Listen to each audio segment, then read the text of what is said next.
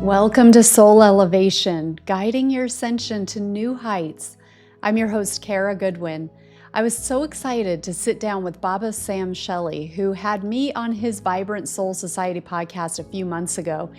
He has a remarkable story of his own miraculous healing, and you're going to love the inspirational stories he shares about the healings he's facilitated. I love Baba Sam's presence. He has this divine mix of humility and spiritual power. He's known as the Miracle Man.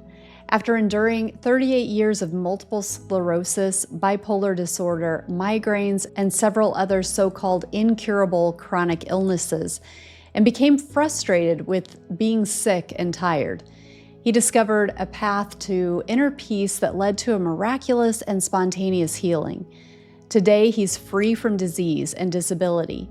His mission is to empower individuals with chronic illnesses to rise above their incurable diagnoses and discover their inner healer, leading to a vibrant and joyful life. He founded the Vibrant Soul Society, Beyond Head Trash, and the Inner Healer School. Before we start, I'd love to invite you to explore the many offerings waiting for you at karagoodwin.com. You'll find my book, Your Authentic Awakening, a collection of free guided meditations, and other resources to support you wherever you are on your spiritual path. You can also discover upcoming summits and workshops designed to connect you with like-hearted souls and expand your consciousness in real time. And I really appreciate your support with the show. The algorithm really favors shows where people are liking, commenting, sharing, and subscribing. So please do what you can to amplify the energy of the podcast and this episode so that high vibe content such as this can thrive online.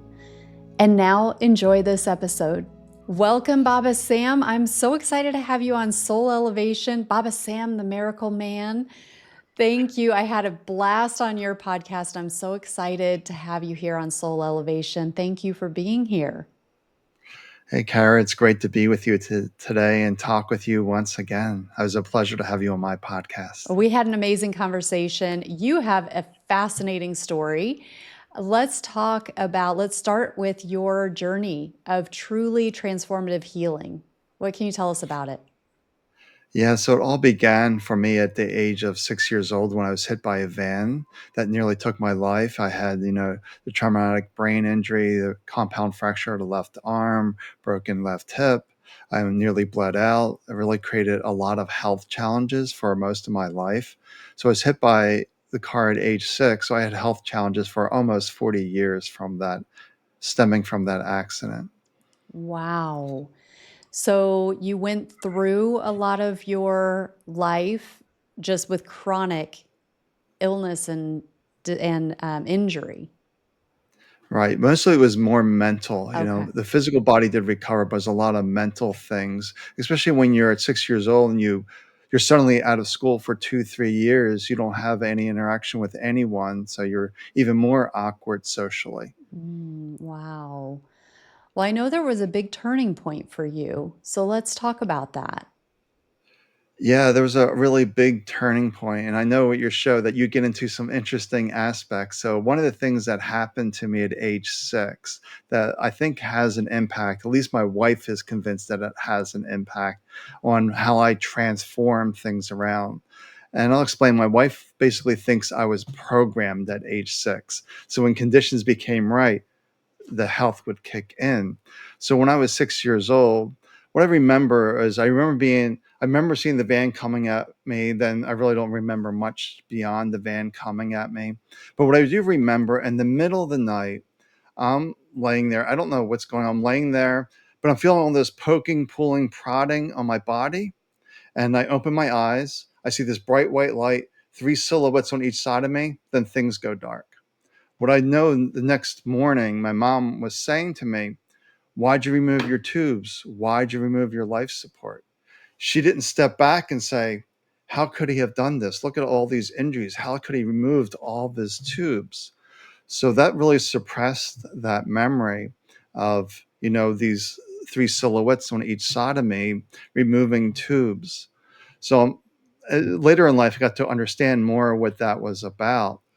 But at that time, it wasn't part of my reality because what mom said had to be right. It had to be me because I couldn't logic it out. There's no way I could be pulling out these tubes and everything else. And I was in no condition. It was very an odd feeling, this to wake up and see this bright white light, then things dim very quickly. And so what did you realize as you got older, as the pieces started to come together? No, well, the pieces didn't come together until I actually healed myself and things transformed instantly. That's the thing. I was sick for nearly 40 years with multiple sclerosis, bipolar, migraines. I had serious health challenges throughout most of my life. But suddenly, I discovered meditation. Well, that was another experience. How I found meditation was a paranormal experience. I felt somebody sitting next to me that wasn't there. So this got me to question reality because all I knew was doctors, medicine, and being in that mental, physical world. I didn't really know there was anything else out there until I had this ghost or spirit sitting next to me and was like, oh, what's this? Then I read about a book from a medium. Well, they speak to ghosts. So what is this world? So I read a book from a medium.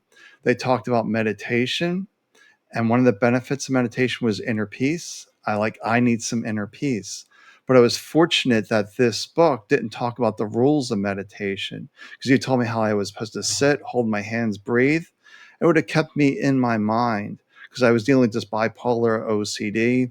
So I didn't need rules to meditation. If you gave me rules, no escaping the mind, no inner peace. So basically, I'm reading like, oh, meditation creates inner peace. All right, I can sit and relax because there's no instructions. I'll just sit and relax. And I was under the impression, though, that meditation means you stop thinking, because there's really nothing on these. As a page and a half on meditation, though, I just under the impression that meditation means you stop thinking. So I'm sitting there in meditation, and the mind starts thinking, and I'll say, stop thinking, mind thinking, stop thinking, mind thinking, stop thinking. So this went on for about 3 4 days. Then I was like, wait a second. If I'm aware of my thoughts, I'm not my thoughts. And this was a huge realization to me. I'm not my thoughts. If I'm not my thoughts, then who am I? Because before I was taking my thoughts as my truth, and I nearly killed myself twice in my 20s because of that voice, this negative chatter that I call the head trash. We need to get rid of that head trash. So suddenly I realized I wasn't my thoughts. But then my next question was, well, if I'm not my thoughts, well, who am I? Because I didn't know anything about spirit, soul, consciousness. I had no education on that whatsoever. So now I was just sitting with this question now. Well, who am I? So after about 2, maybe 3 weeks, I think it's probably closer to 2, after my evening practice, because it really wasn't a meditation practice. It was because there's no formal things. Of mind thinking, I would just come back to my feet. I was just learning to be here and not realizing that's what I was doing. So I was just sitting there, and one day after my practice in the evening, I just heard a voice say, perfect spirit. I'm like, that's it. My spirit is perfect. I'm not this damaged body and mind. The best I can explain it, I felt this great sense of peace come over me. I knew, well, all was well. And I just knew all my health challenges were over. And they were over. So it took some time for the body to recover, because at this time I was taking 13 medications, needed a cane. So it took time for the body to recover, but I know my health challenges were over. So within 6 months, no more cane, off half medicines, and then 14 months, no health issues whatsoever. And I made one last neurologist appointment because I wanted to see what he had to say. At this point, I had 3 neurologists, 2 for multiple sclerosis, 1 for migraines. So I made an appointment with the MS doctor, one of them. I said, before they see the doctor, I want to get all the testing done. Let's get the scans, the blood work, let's get everything. So I go see him, and he's puzzled.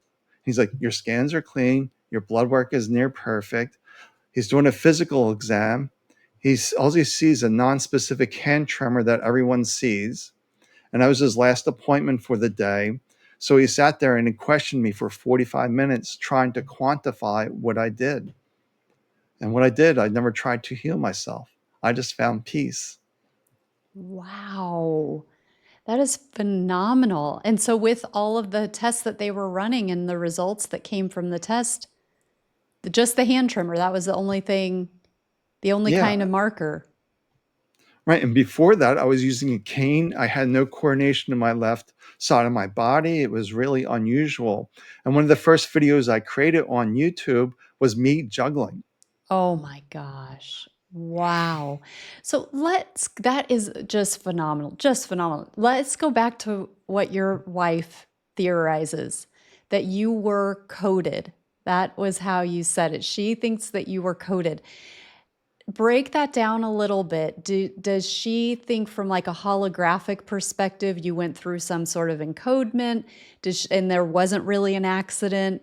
Does she think that, and also talk more about those silhouettes from Yeah, back when you were six? what I can basically see that they're very tall and slender, and they may call them the tall whites, is what I'm learning from them. But when I really tuned into it, they're from another system that we're not even aware of, is my understanding. But from my wife's perspective, because my healing was so rapid, so quick, like a switch got quick flipped, and the body knew instantly this is what we're doing, like a new matrix stepped into it. When you were in your 40s or when you were six? Yeah, well, my 40s. Okay.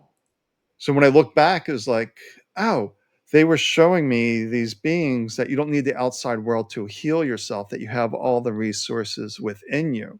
But I was too young to understand that at that time. So when I found this peace and I had separation, I knew my true nature. And by knowing my true nature, then everything accelerated because my mind it's really hard to explain for a lot of people that have a spiritual awakening. They usually go through I got it, I lost it phase, where they know their spirit, but their mind still captures them once in a while. But for me, when the mind would start going into the chatter, I wasn't paying attention to it. It was more this internal voice. Sometimes I'll actually hear a voice or a knowing that I need to go do this or go do that. And I just follow these instructions. Like when I had the insights, go do yoga, my mind was in absolute protest. You're not flexible, you don't have balance. But I did yoga, and 6 months later, no cane. I just trusted this thing where that's where my wife thinks I was encoded because it was such a deep level of trust with these inner instructions, I guess you could say. Wow, I love it.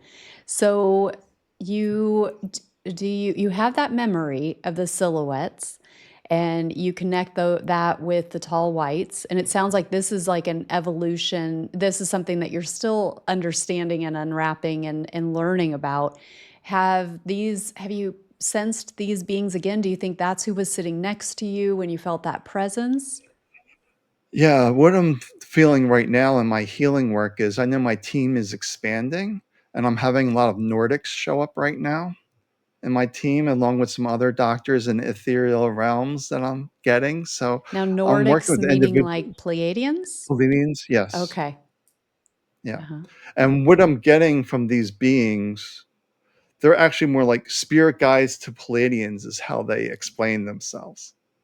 Like they're higher up in the evolution. So they're more, they consider them more, spirit guides to the Palladians, best way I can describe it. I don't know why they came to me. They never gave me any clarity on that. But now I'm bringing in these Palladians and all sorts of things that I can't explain. And people getting miraculous transformations that I can't explain, especially if they're not aware of the spiritual realm, which is really helpful because we get into all this spiritual dialogue and it's this mental interference that blocks healing.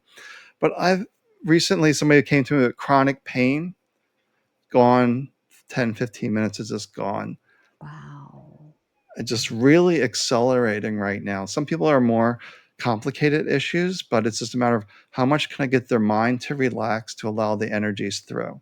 That's really my objective, is getting rid of all this head trash, I call it, and really allow this energy to come through, that everything is possible for acting from the level of spirit, soul, consciousness, source, universe, whatever you wish to call it. So when you're working with people, are you like how do you because I think you're doing it online, right? Mostly working with people Yeah, online? it's all remote. Yeah, there's the best way I can explain with it, I'm merging with them in consciousness or Mhm. soul level. So I'm experiencing what they're experiencing. Then I direct that energy into my body. and I just transfer it to them is the best way I can explain it. That for That's why I offer this free intro healing call, because there's some individuals that I don't experience what they're feeling. I'm like, all right, I'm not meant to help them, or this is still serving them in some way and they're not meant to heal. Mm. Because they haven't, like my own case, I had to do this my own journey. Somebody couldn't help me out of it because that wasn't my reality, that there wasn't anything beyond mind and body. It was my own discovery. And if somebody took that away from me in my healing journey, I wouldn't have learned who I was. Hmm. Let's talk about the part of your journey that went from, okay, you experienced a rapid healing for yourself, and then you began also helping other people. How did you tune into that? How did that transition happen? Um, what can you share? Yeah, it's just really hard to explain. Like initially when I healed, I just thought, I can help people just by sitting in presence and just transferring this, what they call Shakti pot, to people, this spiritual energy to individuals. Then I worked with a Peruvian shaman in 2015. He just showed up at this spiritual center. I saw him, and I told him what he was doing, and he just taught me how to bring in doctors from the spiritual realms. That's how it began with this Peruvian shaman. Told me how to bring in the doctors from the spiritual realms. And now lately, more are showing up and more are showing up as I deepen my practice, as I work with more individuals, because this is all I do, essentially healing and podcasting. And that's really it. But it's very hard for me to function when I'm in the spiritual space. Mm, It's really hard. Like after I come out of a session, I'll look at my smartphone and stare at it. Like, how do I use this thing? really? Yeah, I get really deep into a trance state. Wow. So what is it like for you? Can you tell us more in terms of if you're, I know you said you like merge souls with them, but are you clairvoyantly perceiving things? Are you feeling that I know you said you go into a trance channel, so you're feeling that these doctors or these Nordics or like other beings are coming in and speaking through you or transmitting through you? Yeah, so the best way I can explain it, it's more clairvoyant. So I'll be talking to the individuals. Is this improving for you or not? Because I'm seeing these energies coming in. Is this helpful or not? And then I'm getting direction from the clients when I'm doing this focused healing. Because even though I'm feeling it healing on my end, they might not be experiencing this transfer. So we need to fine tune, we need to adjust. And sometimes it's mirrored within me. I think it's their right shoulder, but it's actually their left. So sometimes it's a mirror. So I need that feedback sometimes to see what's going on with them. But it's firstly mostly clairvoyant of what I'm seeing and experiencing. And sometimes I'm experiencing things that are dramatic, especially if they're doing what quote unquote spiritual surgery. I'll feel myself being cut open sometimes. And that is quite unpleasant. Wow. And then do the clients feel that they're experiencing a Now, surgery? what they usually say when they something like that, they just feel like the pain really increased and it's just like pop, it released. That's what they usually experience. Wow. Well, when people are dealing with chronic illness, that's such a heavy burden. When you just feel like you're under it and you can't come out. Um, what advice do you have for people to not allow the diagnosis to be the final stop and have the final say? Right, because I always say, one of my things is your diagnosis is not destiny unless you allow it. We usually take a lot of this information outside of us as our truth, and it's not our truth. And when I'm working with Parkinson's patients and I get them into this deep space, I'll ask them, has your spirit ever told you that you're incurable? And the answer has always been no, Mm. because to spirit, all things are possible. If it's not part of your journey, if it doesn't need to be here anymore, and if you can accept that you can be healthy, that's also part of it. Because one of the things that could have been really difficult to get out of the MS story that I was living with was, oh, it's nice, people open doors for me, there's no responsibilities. And for some people that can really ingrain into your lifestyle. Like MS is beneficial to some people because maybe they worked a very heavy, stressful job, and now suddenly they have disability, the door's open, there's no expectations. There's a purpose behind that. And maybe that purpose, it gave them this freedom. Now they can go discover themselves. But you never know what they're facing and what their lesson is, if we want to call it a lesson, that everything that's happening to us is for a benefit. Absolutely no mistakes. It may be a terrible, miserable experience, but you're choosing to have this on a soul level for your soul evolution. Everything is here for our experience to grow, to expand. And this is one of the things too where my wife thinks I was programmed, because a lot of people, healing is a lot slower because the mind is so heavy. So all these stories, and for me, it was like boom, gone instantly. It didn't have any weight behind it anymore. And for some, it's taking quite a long time to peel away all these layers and all these stories. And sometimes I can peel those layers very quickly. And one story I have that's kind of interesting. This is when I was doing in-person sessions. I was doing a healing circle where I had to stay with someone for an extra 2 hours because she saw all of her stories were coming up and she was laughing at them. Oh, I took this real. I took this as real. I took this as real. So she was wiping away, all these years and 2 hours and really accelerating. I had to get her back grounded into this body because she was just in hysterics laughing at herself. But for some, it does take a few sessions to really get that. And then for some, no matter what I do, I really can't make much progress because of their own personal environment is very toxic and heavy. It could be their spouses, their siblings. It's just a very heavy, toxic environment. So no matter how much I clear, it gets immediately added back instantly. Like they get no reprieve in the session. I hear like, oh, my 10 level pain is now a 3. 2 hours later, it's back because the environment is so toxic. I'm like, can you do anything to change your environment? She's like, nope, this is my life. This is what I'm stuck with. And I said, the best you can do is try to isolate yourself from that. Keep listening to these meditations, and maybe you'll be able to shift out of that space one day and you can return to a healthy body, because we proved that you can go from a 10 to a 3 level pain, or maybe down to a 2 level pain that doesn't need to stay at 9, 10. We can get it down very, very low. But until you change that environment, there's not much I can do for you. That really makes sense. You've talked about the coding, which I love. I wonder too, as you've been talking, do you get any sense that maybe there was a walk-in situation or anything like that? No, I really don't buy walk-ins per se, Okay. because we are spirit, that we are soul, that we're here for an evolution. So what would be the sense for the soul to leave and another one come in? You're here for your evolution. Hmm. So I don't really buy with the walk-ins, because this is for your evolution. But are you willing to allow help to come in? Like these tall whites, maybe I allowed them on some level to come in to do something. And we need to give permission for them to come in, because ultimately we're here for our growth. If we choose to grow or not, it's completely up to us. So a walk-in would diminish that lesson that you're meant to learn. Hmm.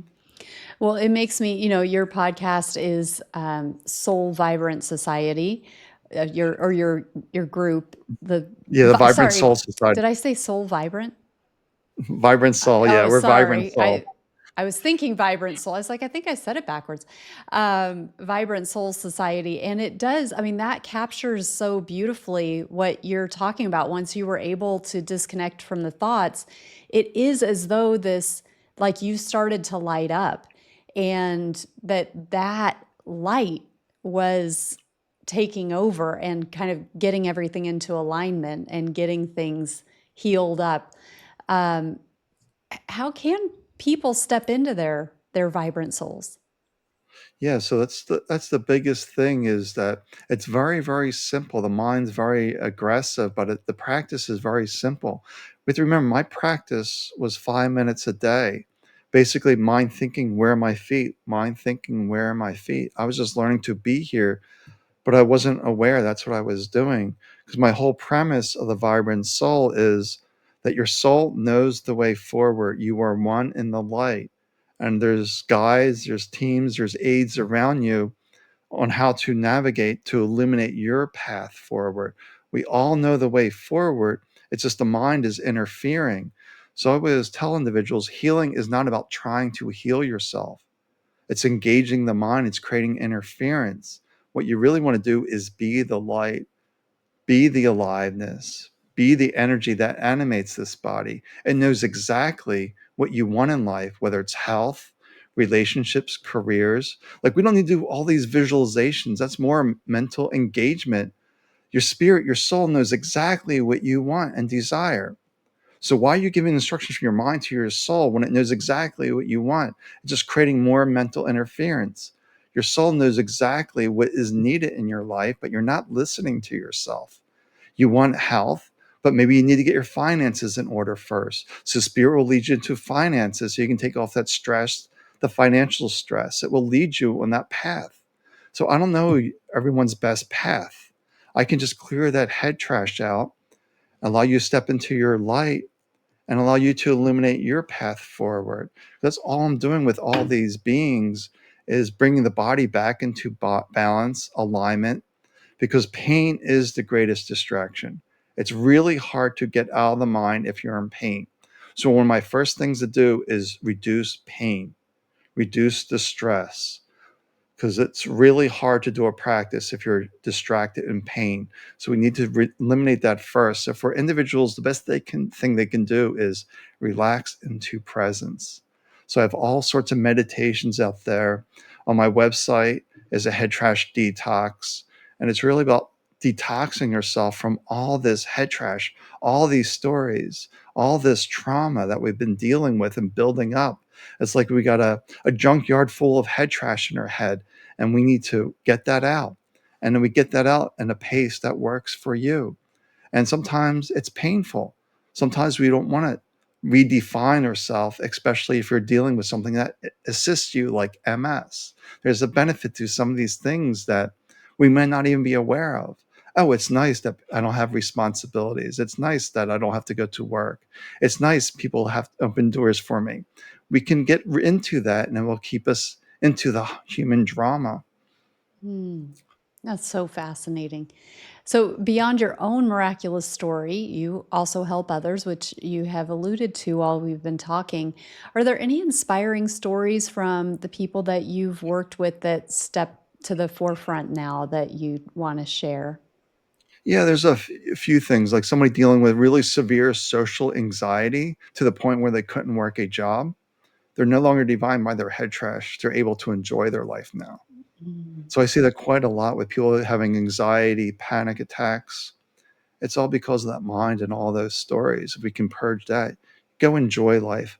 Ultimately, my purpose is to help people enjoy life. Some of the things that really turn out, like the social anxiety, can take care of that. People with chronic migraines, we can get rid of that. Are people just dealing with, like, somebody we worked with that had cancer that was on her deathbed? She lived for another 5 years. Her Wow. big goal was she wanted to see her son graduate high school. So it was really unusual. I worked with her, and I saw her about 3 years after I worked with her. It was just one session, and I saw her about 3 years later. She looked healthy. You never know that she was a cancer patient. She looked great. Then when I was surprised when I heard, she just passed, and I saw, oh, her son just graduated. She was healthy. So I guess she said it was this time to go now. Wow.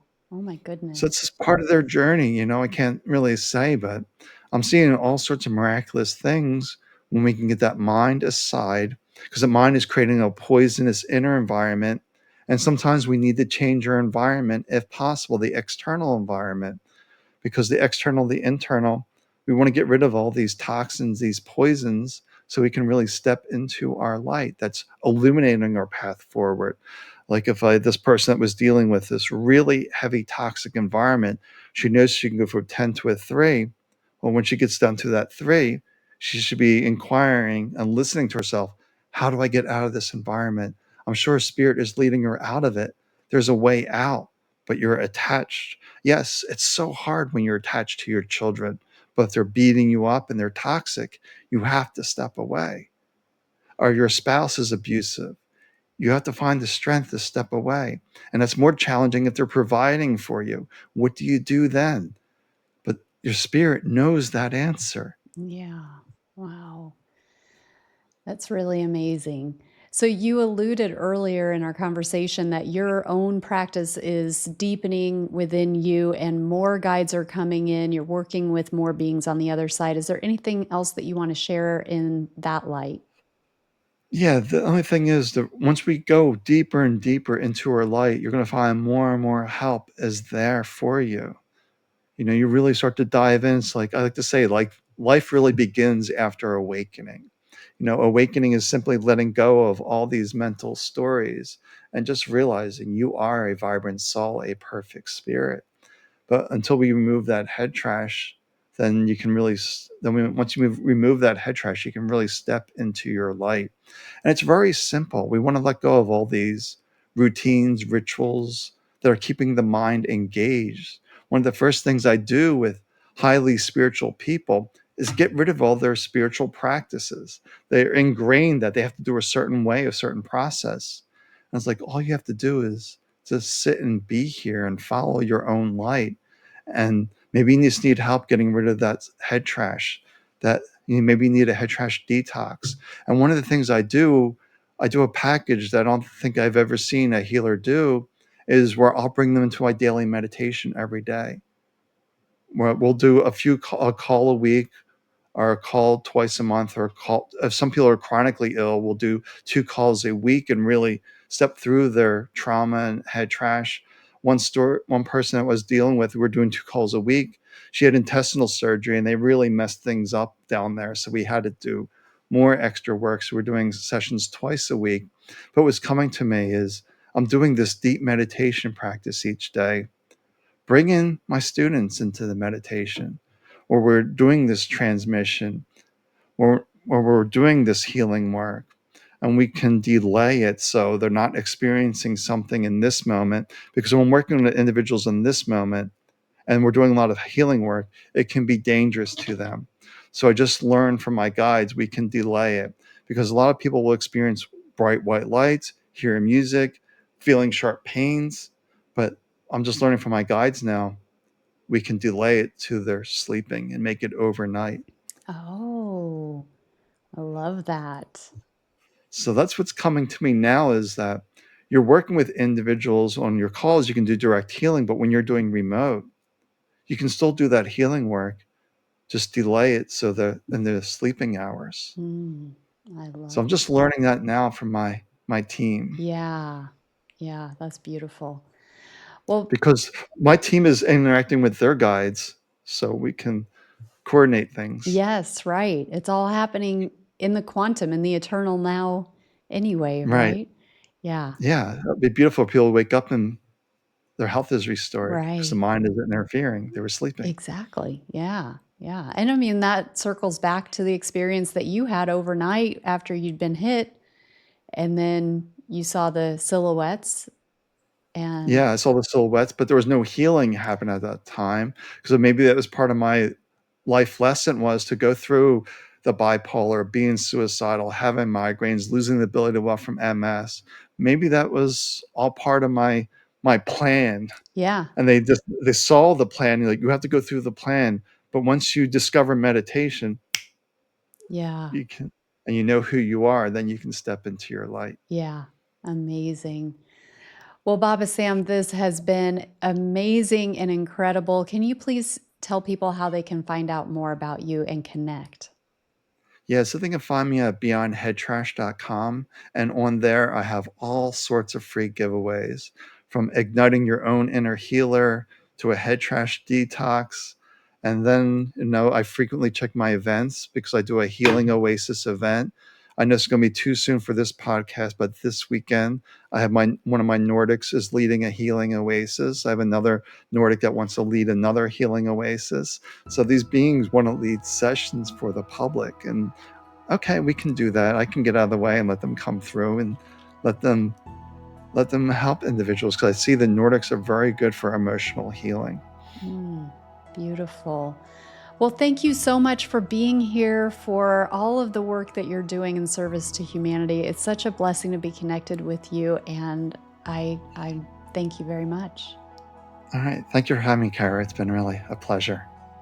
Thank you so much for joining me for this episode of Soul Elevation. If someone in your life would be inspired or uplifted by what you heard today, please take a moment to share it with them. These are the kinds of conversations that ripple out and elevate collective consciousness. And if you haven't yet, be sure to subscribe so you don't miss the powerful episodes ahead. Your presence, your energy, and your support truly help amplify this mission of raising frequency and anchoring in a more awakened humanity.